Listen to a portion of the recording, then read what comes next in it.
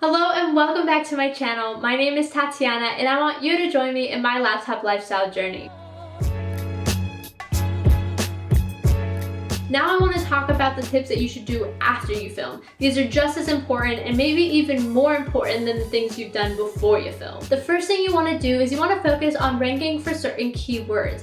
Now there's a lot of talk about this, there's a lot of talk on SEO, and there's so many videos that really go into depth on it. Now definitely check out those videos, there's a lot you can learn from it. These are just the things that I think you can implement as a complete beginner. So one area that a lot of people overlook is the About page, or the About Me section of your channel page. So use this area to use those keywords to tell YouTube what your channel is about. In other words, this is a great place to talk more about what your niche is, what your theme is, and the type of content you're producing. Use words related to that, so that way YouTube knows who to suggest your videos to and who is likely to watch it, enjoy it, and turn into a subscriber. Another secret little thing that I'm actually not really sure how well it works, but honestly, I'd rather be safe than sorry, is when you go to upload your video onto YouTube Studio, make sure that your file name matches what you want to call your video eventually. I don't know how much this metadata comes into play when YouTube's figuring out where in the algorithm you're gonna fall, but honestly, I'd rather just try it out. So now you might be asking, okay, well, you're talking about keywords. How do I figure out what keywords I want to rank for, which I have a good possibility of ranking for?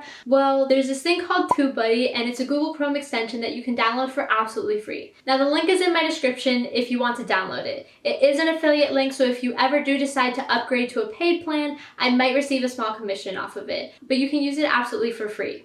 So TubeBuddy is super helpful in identifying what your title should be and identifying what your tag should be, as well as even coming up with new video topics. TubeBuddy is going to tell you what keywords you have the best chances to rank for and how competitive they are. So by doing this, you can identify what keywords you should be targeting in your description, in your tags, in your titles. Another thing that I like to do to help my title stand out is I make the first half of it in caps. It does capture the audience's attention more than if it were just lowercase.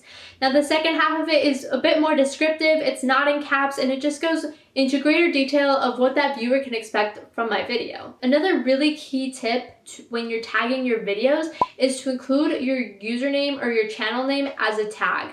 Now, you might think this is a waste of a tag, and I kind of did it at first as well, but it's really not, because the purpose behind it is once you start uploading more videos and you're optimizing your videos a lot more, when someone views one of your videos, this tag is going to link all your other videos together to increase the likelihood that one of your other videos is going to show up in the suggested panel. This is only going to work to your advantage, because if they like the video they're currently watching, odds are they're going to want to watch more videos from you. By showing up on that suggested video page or the suggested panel page, they're going to be much more likely to click on that other video than if it weren't there. So tagging your videos with your channel name is just going to help link all your videos together. Going along with ranking for these keywords, something else that's going to help you is to include closed captioning. Now, when you upload a video, YouTube automatically creates closed captioning for you, but if you go to watch it, you'll see that it's not exactly user-friendly. You know, the grammar's not there, sometimes it picks up on the wrong words, so that's why I like to go back and manually go through it and fix all that punctuation, make sure that the closed captioning includes the correct words, because again, YouTube listens to what you're saying in your video. The purpose of these keywords is for YouTube to understand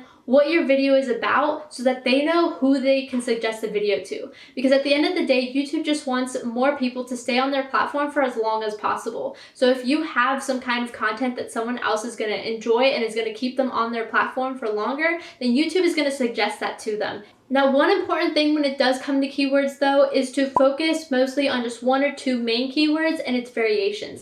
Now, a mistake that a lot of people do is they try to target several different keywords all at once so that they're in as many searches as they possibly can be. Now, that's not going to work at all, because you're spreading yourself too thin. There are other videos that are solely focusing on ranking for that one or two keywords, and because they're putting all their effort into that, that keyword is showing up multiple times in their video, in their description, in their title, in their tags. So YouTube's really gonna identify that video with that certain keyword. So again, if you need help with finding keywords and figuring out how to title your videos and what tags to use to show up in the suggested panel and the recommended page, then make sure to check out TubeBuddy. The link again is in my description and it is absolutely free.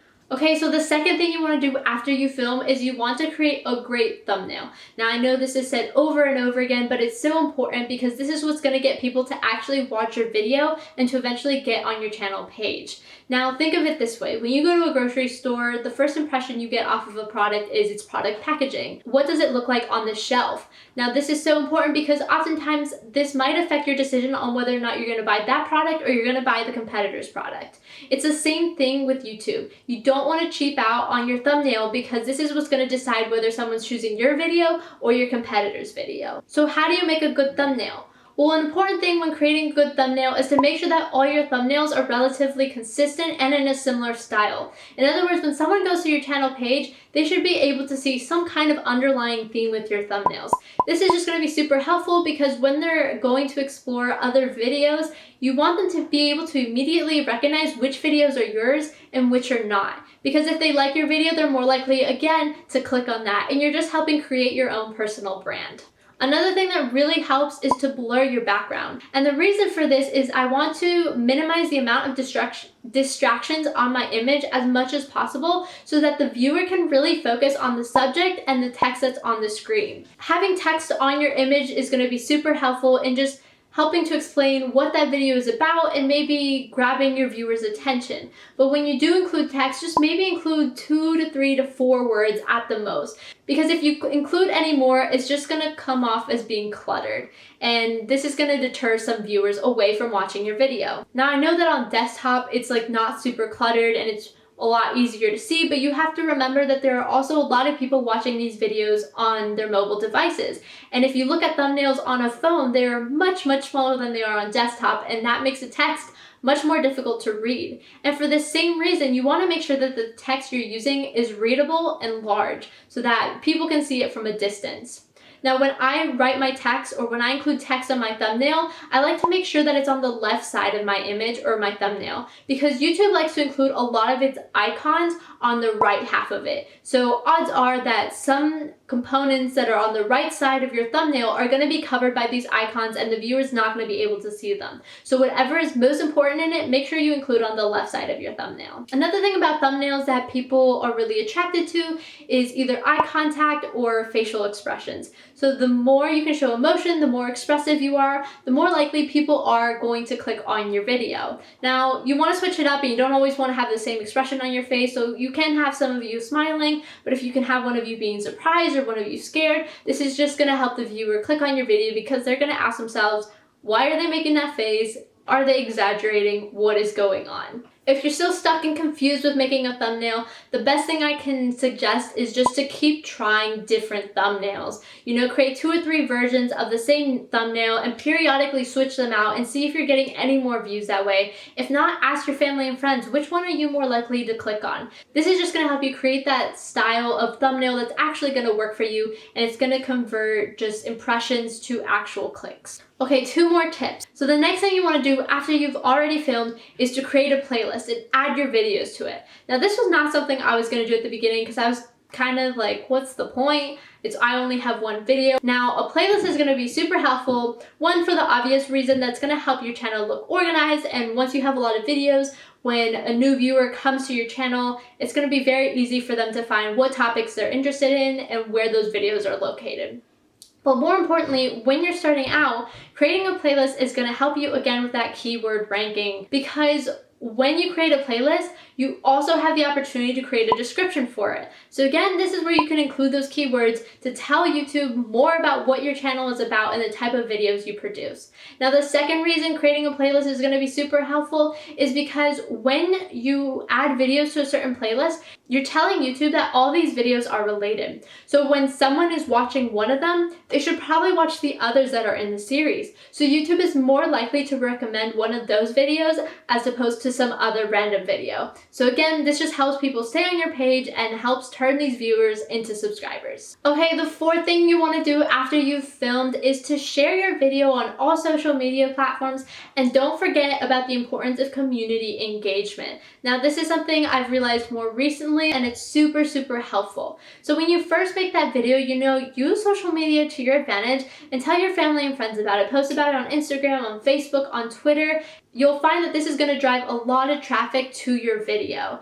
Yes, more often than not, it's probably just going to be your family and friends watching your videos, and they're going to comprise the majority of your views, but that's completely okay. Because while you will have people watching the video just because they are interested in the topic, you're also going to have people watching your video because they're just interested in seeing how you speak in front of a camera, how you're able to edit a video. It's more about the curiosity factor. So this is just more traffic that's coming to your video, and all these views are going to add up and help you rank higher in your search. So really take advantage of the fact that this is your first YouTube video and people are probably going to be interested in what you're doing. So then let's move into community engagement. What do I mean by that? So you want to find other YouTubers who are in a similar niche as you and watch their videos, like them, comment on them, subscribe to their channels, because by watching their videos, it's showing you that other people are doing the same thing. It's also going to give you ideas for what video topics you should be doing, and it's just great to know that there's a community of other YouTubers who are on the same boat as you. When you comment on these people's pages, there's so many benefits to it. Obviously, the first benefit is that the YouTuber is probably going to see your comment, and if it's something of value, odds are they're going to click on your name and they're going to head over to your channel. And because you guys are in similar niches, the odds of them subscribing to your channel are going to be much higher. Another added benefit is that because you're commenting on someone's video who is already in your niche, a lot of their viewers are going to be people who would also subscribe to your channel. So when you comment and it ranks up high on that list, a lot of other people are going to be seeing that comment. And this means that there's a good chance of some of them clicking on your name, heading over to your channel, watching a couple of your videos, and turning into your subscribers. But what I want to remind you when you do this, though, is to be genuine about it. Don't just do it because you want a new subscriber. Like, this is just going to be super obvious. When you comment something of value. Actually watch their videos. Only comment if you actually enjoyed it. You want to show genuine support because that's how you're going to win subscribers. By continuing to refine these tactics, you really are only improving your chances of growing your channel. Now, I am by no means an experienced YouTuber. I know that the number of subscribers I have is still relatively low, but that's because I'm just starting. I know that this type of thing takes time, and I really don't think that my first video would have been as successful as it was had I not employed these tactics. So just be patient and be consistent. Also, feel free to share with me in the comments below which of these tips surprised you the most. If you like this video, make sure to give it a thumbs up and subscribe to my channel. Don't forget to hit that notification bell so you don't miss my video next week. Well, thank you so much for tuning in. I really hope that I was able to inspire you to start your channel and to show you that anyone can get started on this platform. I wish you the best of luck, and I hope to see you next time. Bye!